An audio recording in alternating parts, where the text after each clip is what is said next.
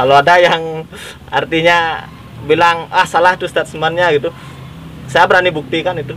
Karena cara kerja Dekastar memang.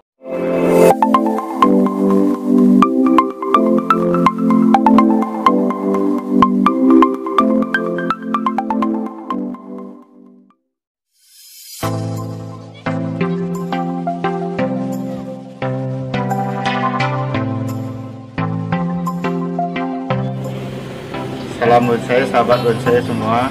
Harganya beli? Iya. Kata-kata mutiara dalam beli kata itu. Nah, di hobi bonsai di sini ya salah sini lah. Sama kayak Adonic tapi lebih ke vitamin. Kesenangan kita yang kita cari.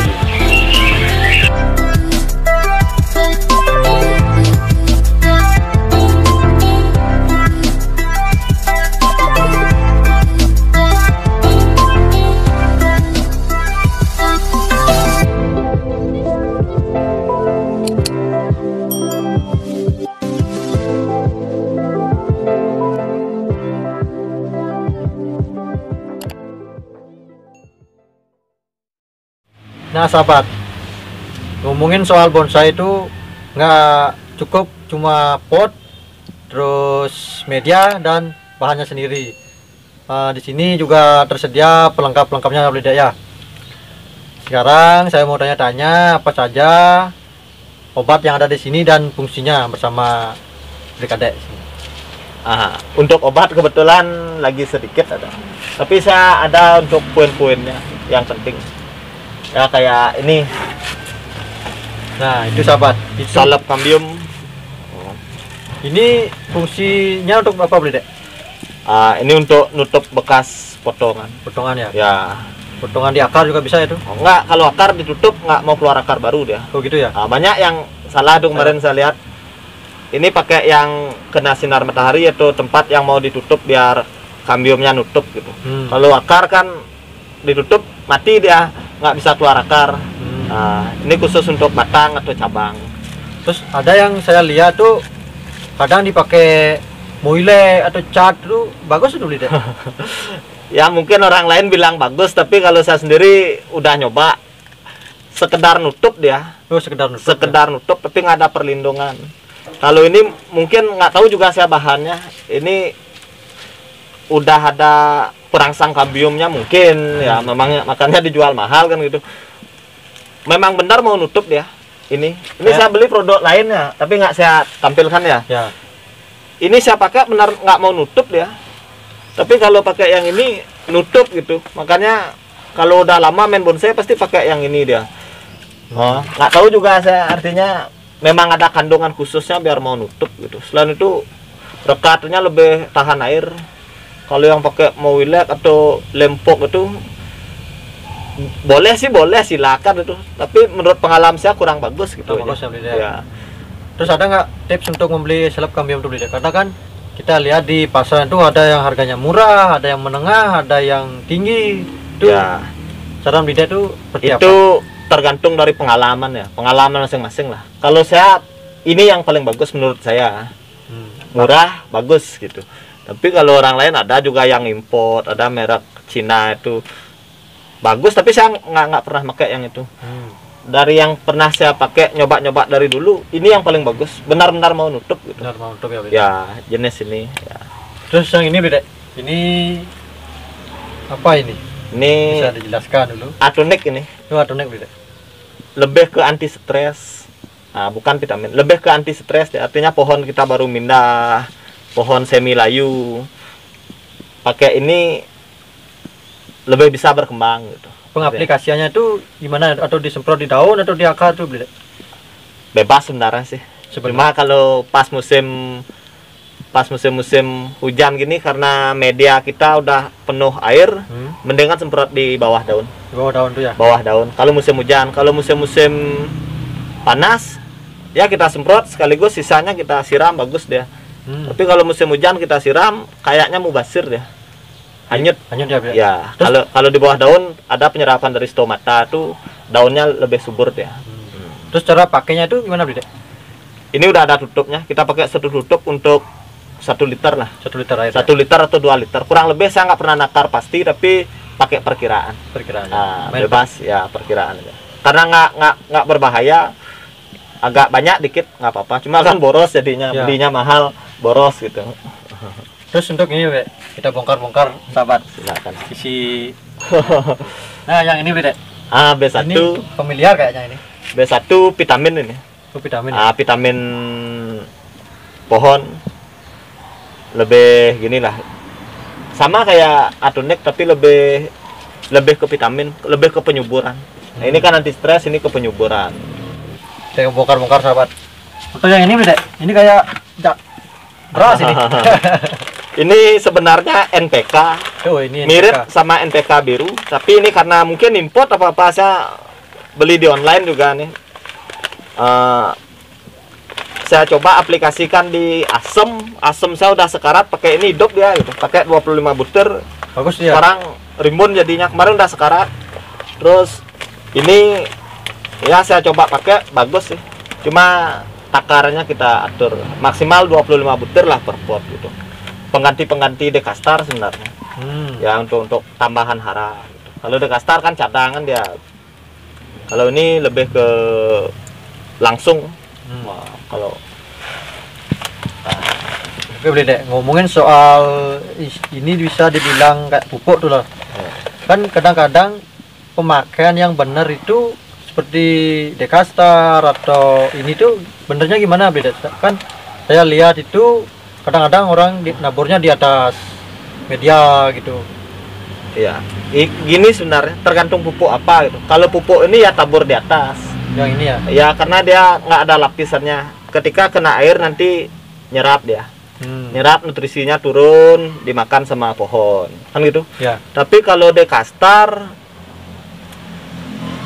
kalau ditabur di atas media rugi jadinya. Cuma jadi variasi. Itu ya.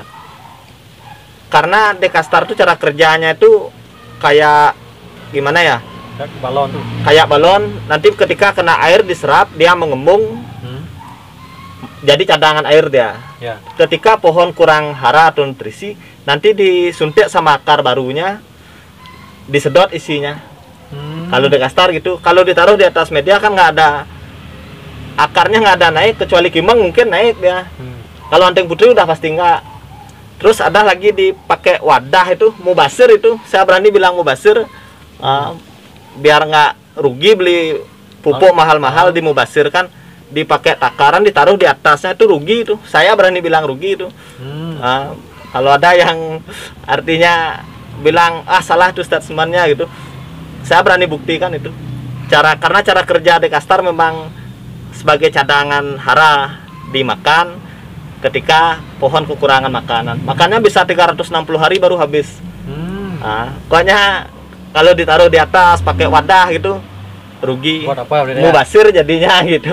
Karena dia nggak hancur kayak pupuk NPK, harus disedot sama akar. Gitu.